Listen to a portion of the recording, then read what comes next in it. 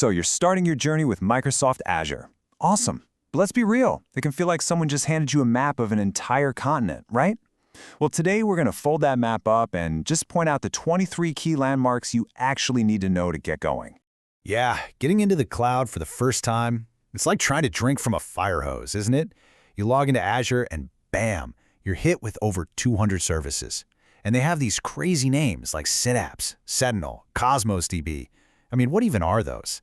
It's totally normal to feel overwhelmed. We've all been there. It really is like trying to learn a whole new language with its own grammar, its own vocabulary. So, our goal today? Think of this as your simple phrasebook. We've handpicked the 23 most essential landmarks in this Azure universe.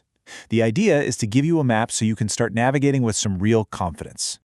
All right, so here's our game plan. We'll start with the big picture, your map. Then we'll dive into the core stuff. First, the engine. That's compute and networking. Then we'll look at the memory, storage and databases. After that, we get to the fun part, the brains, analytics and machine learning. And we'll wrap it all up with the control panel, management and security.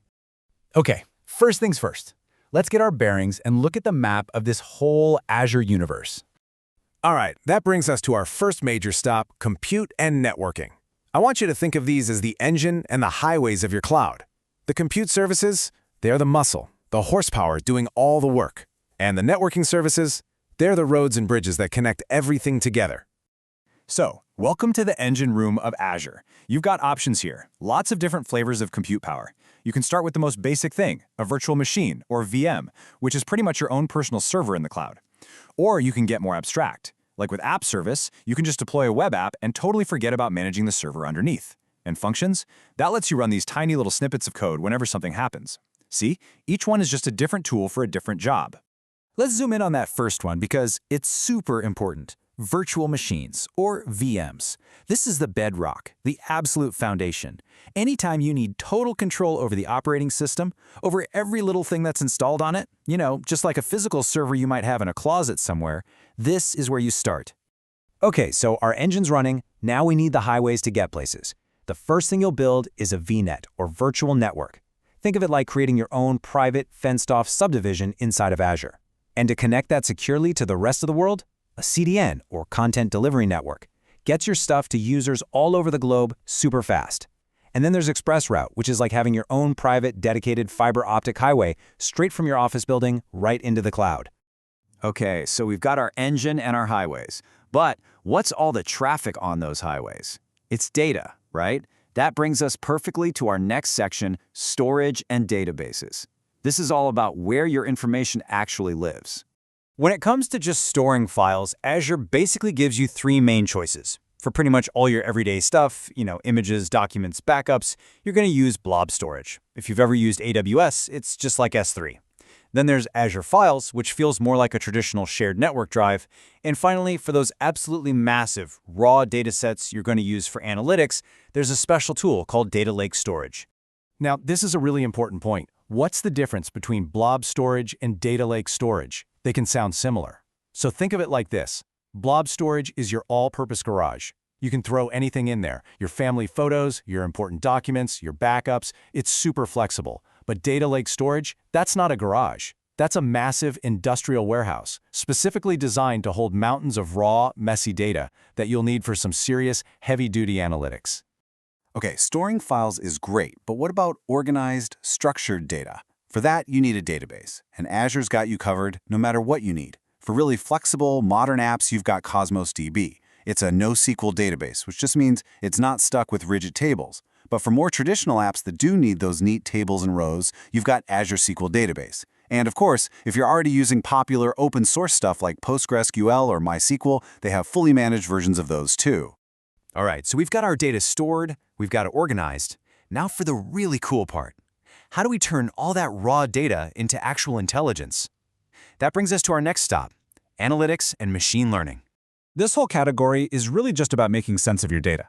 Think of it as a process. First, use a tool called Data Factory to move and transform your data. Get it from point A to point B. Then, you use Synapse to analyze it on a massive scale. And when you're finally ready to start making predictions with that data, you've got two paths. You can build your own custom models with Azure ML, or, and this is way easier, you can just use the pre-built AI from Cognitive Services. And this is where Azure really shines, because it makes AI so accessible. Cognitive Services is basically a toolbox full of pre-built AI. The best part? You don't need to be a data scientist with a PhD to use it. You can literally just plug in an API and suddenly your app can do image recognition or text-to-speech, all kinds of incredible stuff. It really puts the power of AI into the hands of every single developer. Okay, so you've built this amazing application. You've got your compute, your storage, you've even sprinkled in some AI. Great! But now, you've got to protect it and manage it, right? That's where our final section comes in: management and security. These are the services that keep your whole cloud environment under control. I like to think of this in 3 key parts. First, you have Active Directory. That's your bouncer at the door, your gatekeeper. It controls exactly who can access what.